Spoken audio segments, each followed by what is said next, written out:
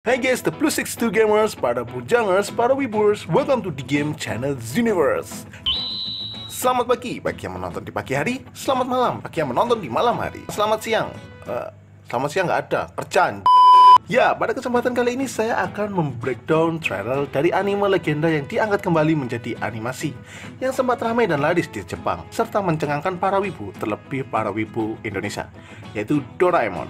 Sejak kemunculan Doraemon versi animasi yang berjudul Stand By Me, para fans sangat excited dan mengharapkan sequel selanjutnya. Dan akhirnya harapan mereka pun dipenuhi, dan munculnya trailer Stand By Me 2 beberapa bulan yang lalu, yang dijadwalkan rilis pada bulan Agustus 2020. Namun karena adanya pandemik, film ini diundur. Ya, sebagai gantinya, muncul trailer yang kedua. Di trailer kedua dari Doraemon Stand By Me 2, rilis minggu lalu, sudah jauh berbeda dari trailer yang pertama, yang hanya menampilkan satu scene dari Stand By Me 2 dan sisanya dari Stand By Me 1. Dan pada trailer kedua ini, itu full dengan scene baru dari Stand By Me 2. Jadi, gak usah banyak cincong lagi, mulai kencangkan celana dalam Anda dan mari kita berangkat membreakdown trailer Doraemon Stand By Me 2. And let's check this out!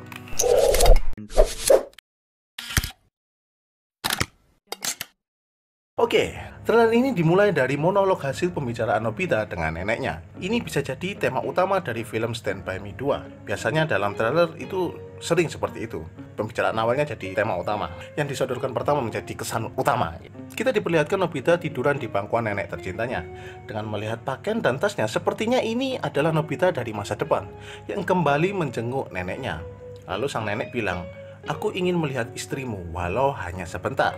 Ini mungkin buah pembicaraan si Nobita dengan belagunya ngomongin pernikahannya yang ada di masa depan.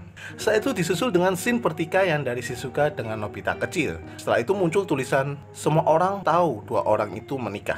Yang dimaksud ini adalah mereka berdua. Jadi sejak kecil Nobita dan Shizuka sudah sangat akrab, main bersama, nongkrong bersama, atau semacamnya. Sehingga menjadi buah gosip ibu-ibu di lingkungan Nobita kalau Nobita dan Shizuka itu bakal menikah di masa depan. Karena chemistry mereka sudah terjalin. Ikatan yang sempurna itu bukan hanya saling suka. Pertikaian juga bisa memperkuat ikatan terjadi. Paham? Oke. Lalu selanjutnya ada si Nobita kecil, Nobita dewasa, dan Doraemon terlihat berada di rumah sakit, tepatnya di ruangan bersalin anak. Dan mereka mengintip pembicaraan ibu Nobita sama ayahnya yang ngomongin anak ini kita namain siapa gitu. Ayah yang masih muda berkata, Nobita. Ini kelihatannya para Nobita sedang berusaha mencari jati diri mereka di balik kepayahan mereka di masa depan. Mungkin di sini kita akan dijabarkan alasan kenapa dikasih nama Nobita. Oke, selanjutnya Nobita melakukan monolog, "Aku ingin ketemu nenek." Langsung cus scene Doraemon dan Nobita melaju di time travel. Di sini kita diperlihatkan kostum Nobita yang memiliki corak berbeda dari biasanya. Kalau kalian cermat lihat kostum yang nggak sama. Kelihatannya di sini kita bakal ditunjukkan Nobita dalam satu scene yang sama dengan perbedaan umur yang sedikit. Kan kalau perbedaan sedikit mungkin wajahnya sama-sama aja, jadi yang membedakan itu kostumnya. Setelah cus dari time travel, terdapat si Nobita mengikuti neneknya dari belakang dengan ekspresi tidak percaya sambil berkata, "Dia hidup." Mungkin di sini Nobita selain rindu, dia juga mencari jawaban atas permasalahannya dia. Scene selanjutnya menunjukkan album foto Nobita sama neneknya dan scene masa lalu Nobita yang cengeng disusul dengan nenek menjelaskan sisi baik dari Nobita kecil. Dan scene waktu sang nenek kagum dengan Nobita sudah dewasa. Kelihatannya sang nenek sudah tahu betul dengan Nobita. Meskipun perbedaan umur, nenek tetap mengenalinya. Maka nggak heran jika Nobita sangat menyayanginya, karena sang nenek juga sangat sayang dengan dia. Oke, selanjutnya kita ditunjukkan Nobita dewasa di kamarnya si Nobita muda, dengan disusul monolog yang payah dari dia. "Kalau aku selalu seperti ini, mungkin aku nggak bisa membahagiakan Shizuka." Di sini ini telah terjadi time travel yang dilakukan Nobita, baik dari Nobita muda yang melihat masa depan keraguan Nobita dewasa lalu dijemput untuk mencari jati diri dia supaya permasalahan terselesaikan, atau si Nobita dewasa sendiri sudah bisa melakukan time travel sendiri. Dan keraguan Nobita dewasa bisa dari sifatnya yang payah sehingga tidak bisa diandalkan di keluarga masa depannya nanti, atau mungkin keraguan dalam bentuk finansialnya dia. Poinnya adalah dalam scene ini dia berusaha mencari jawaban untuk penyelesaian masalah dia, dan mungkin ini cikal bakal permasalahan dalam film ini. Tinggal nikah aja ribet banget, nggak kayak orang Indo, ono bondo penting rapi lah.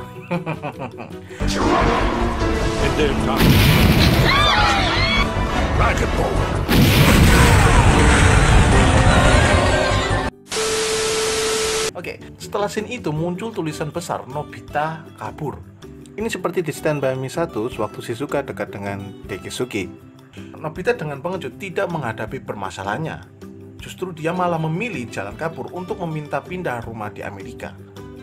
Mungkin di Stand By Me 2 bakal terjadi lagi. Lebih tepatnya dilakukan sama Nobita dewasa karena merasa payah dan gak pantas menikah dengan Shizuka. Atau mungkin memiliki alasan yang lain. Karena ini disusul dengan scene Shizuka melakukan monolog sebenarnya apa yang terjadi sama Nobita. Dengan mengenakan gaun pernikahan, kelihatannya si Nobita kabur sewaktu resepsi pernikahannya dia. Karena di belakang juga terdapat Giant dan Tsuneo. Tentu kalau ada sahabatnya gini kan merupakan hari spesial. Duh, kasihan, padahal Shizuka udah cantik banget. Ditinggal kayak gitu itu rasanya seperti dicampakan gitu. Ya udah lu minggir Nobita, biar gua aja yang nikahin. Oke, lanjut. Scene selanjutnya ada Nobita dewasa yang terkapar dengan Doraemon di sebelahnya yang panik, dan disusul terkaparnya juga Nobita muda di lapangan dengan monolog Doraemon. Gimana ini kalau seperti ini terus dia bakal terlupakan. Di scene ini diperlihatkan kelihatannya terdapat colliding waktu. Dengan terkaparnya Nobita dewasa, kelihatannya mempengaruhi masa depan si Nobita sendiri. Salah satunya dia akan dilupakan. Kalau terkaparnya sendiri sih, saya nggak begitu tahu alasannya. Kalau melihat dari backgroundnya, ini seperti berada di persimpangan jalan. Jadi di sini kalian bisa bayangin sendiri kena apa si Nobita. Mungkin keserempet motor kah? Atau tiba-tiba kena tumor ganas kah? Terserah. Entah ya, ini nyambung apa enggak dengan scene terkaparnya si Nobita kecil. Mungkin bisa jadi iya. Kalau iya, jawabanku adalah karena di Doraemon itu tidak mengenal multiverse. Jadi kalau si Nobita kecil terluka atau mati, maka saat itu juga Nobita dewasa juga mati. Kayak matinya si Kano di Mortal Kombat 11.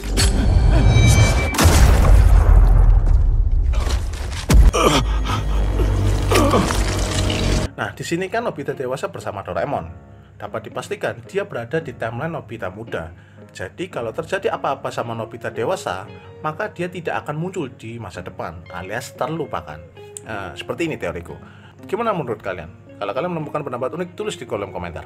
Oke, untuk terkaparnya Nobita muda itu kelihatannya ada hubungannya sama tongkat yang berada di tangannya. Yang mungkin itu adalah salah satu alat dari Doraemon atau bisa jadi bukan. Bisa jadi dia ndelosor dan sepeda motor dari scene selanjutnya. Murahan sih. Setelah scene Nobita ugal-ugalan naik motor, ada tulisan mesin waktu menghubungkan masa lalu dan masa depan. Di sini kita bakal ditunjukkan time travel sedikit lebih rumit ketimbang Stand By Me 1. Kalau kalian ingat, Nobita muda pengen ke masa lalu untuk ketemu neneknya. Dan ada juga Nobita dewasa berada di timeline Nobita muda. Serta ada scene Nobita muda, Nobita dewasa, dan Doraemon yang ngintip kelahiran Nobita. Jadi, ya agak membingungkan sedikit. Karena porsi penggunaan time travel akan sedikit lebih banyak. Selanjutnya, scene sang nenek bertanya, Nobita sebenarnya dia sumber kekuatanmu kan? Si Shizuka. Saat itu aku sudah menyadarinya.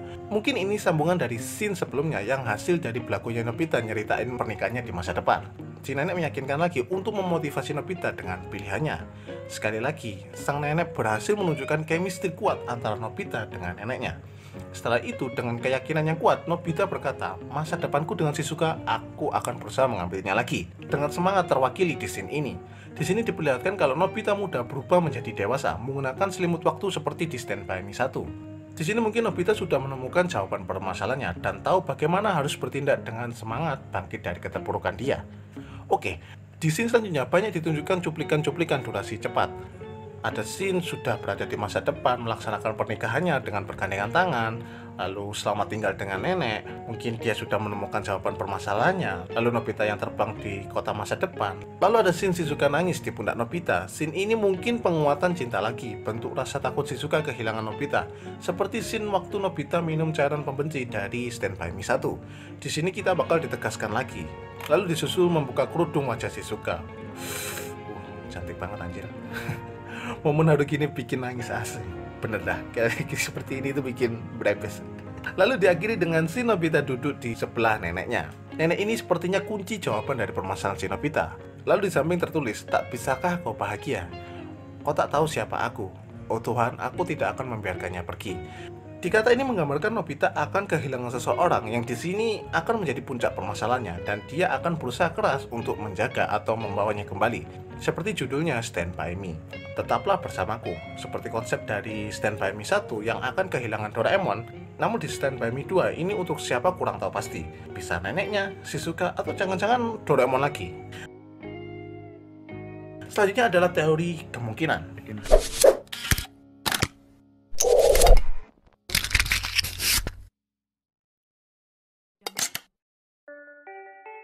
Yang pertama adalah pengorbanan Doraemon. Dalam konsep time travel zaman sekarang, meskipun time travel itu sendiri belum ditemukan, namun teori berkembang sudah menyatakan bahwa takdir itu tidak bisa dirubah. Maka jika ada orang yang merubah masa lalu, mungkin melakukan tindakan yang besar yang dapat merusak jalan timeline, akan melukai timeline itu sendiri dan akan menciptakan multiverse yang berjalan atau bisa dikatakan dunia paralel yang baru. Konsep ini sudah muncul dalam film Avengers. Kaitannya dalam Stand By Me, ini adalah anime yang lama diangkat lagi menjadi versi animasi. Pada masa itu, konsep multiverse itu belum tren di publik. Jadi konsep dalam Doraemon ini mirip kayak film Terminator atau Back to the Future. Jadi apa yang kita lakukan sekarang akan mengubah masa depan pada saat itu juga.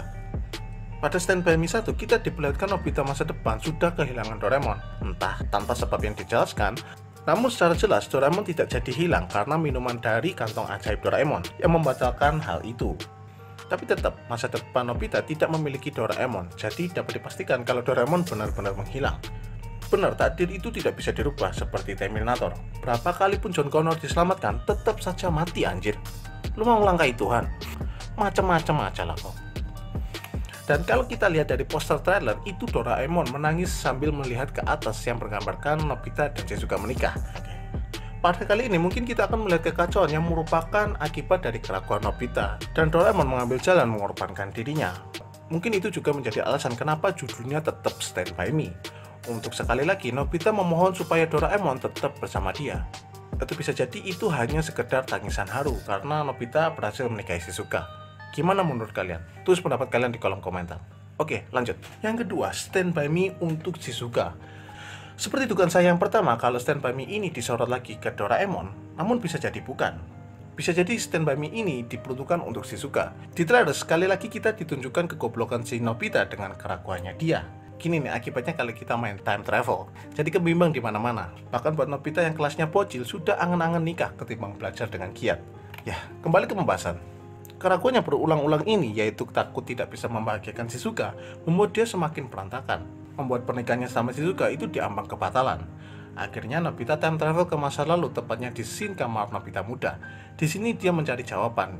Ya, alasanku kenapa Stand By Me ini untuk Shizuka, karena ada scene Nobita berkata akan berusaha mengambil kembali masa depannya dia dengan Shizuka, yang mungkin berantakan akibat ulah dia.